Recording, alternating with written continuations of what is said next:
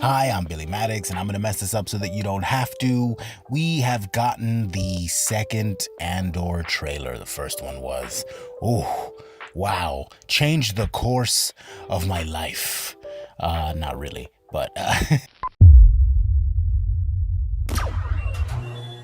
it was impactful. It was great. It's everything that I've been wanting and needing from Star Wars with regards to costuming, as well as just that ground level yummy goodness that I loved from Rogue One. You know what I mean? We've been the mainline movies are the dinner and a show. I want some street food, and that's what Rogue One was. That's what Andor is gonna be like. I want that. Even Solo was kind of street food, but anyways, I want that street food.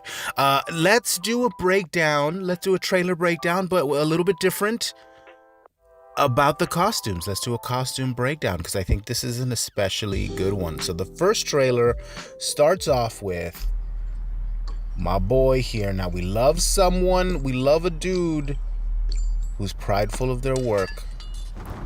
And my boy comes out here and hits this weird ass bell thing, whatever it is, some type of instrument. But anyway, what I wanted to point out was like these rich tones. Look at these tone on tone on tone. It's yellow on yellow on yellow. It's orange on orange on orange. It's khaki on khaki on khaki. A couple grays in there. So it's tertiary colors with pops of orange and yellow. You could see it throughout the entire thing. Now let me stop here at 40 seconds. It's tone on tone. It's a color palette that we haven't seen since Rebels.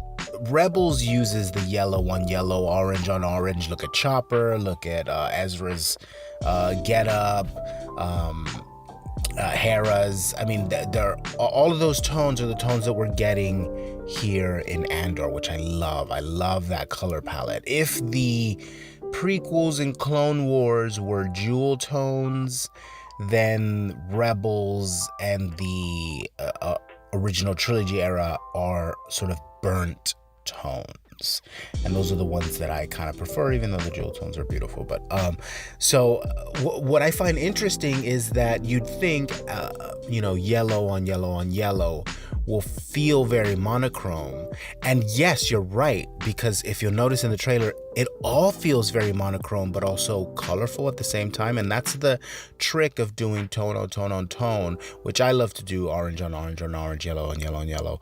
I love to do a suite of just one color because it ends up looking both monochrome and colorful. Anyway, let's go back in.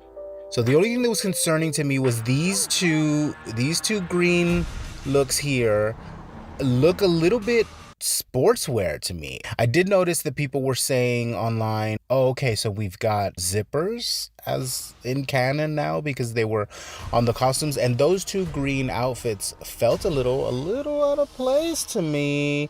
Yeah, I mean, throughout all of this, I mean, the Imperials, their dress really hasn't changed. This costume is absolutely incredible. And I mean, for my money, the women have the best gear and clothes in Star Wars anyways.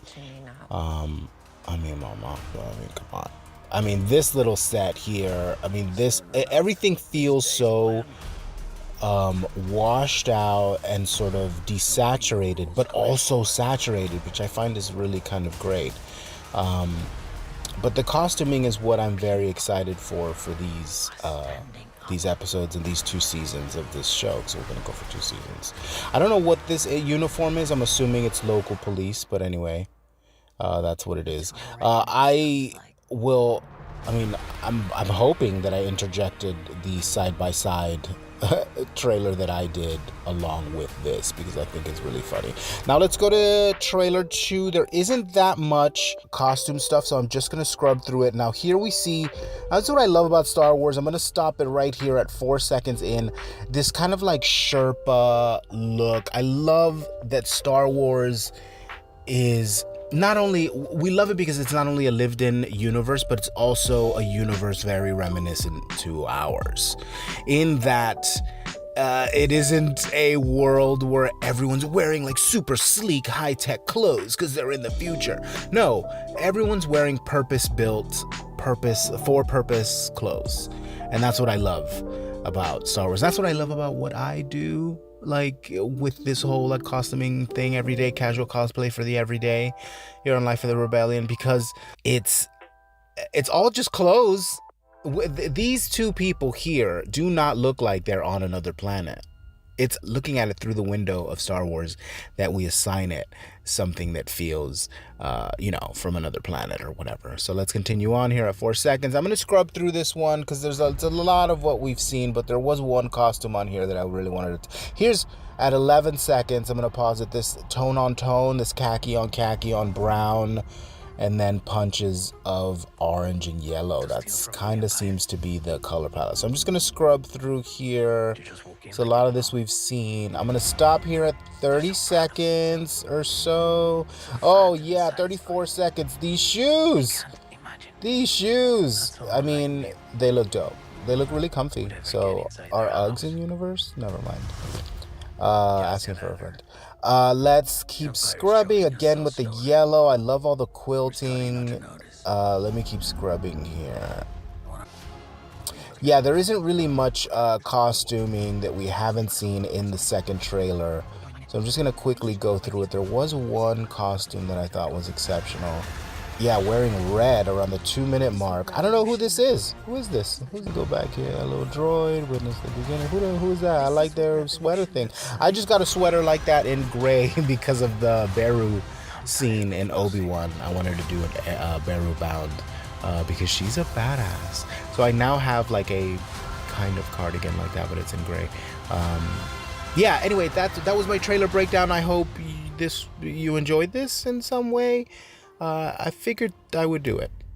Anyway, thanks so much for watching. Roll the thing.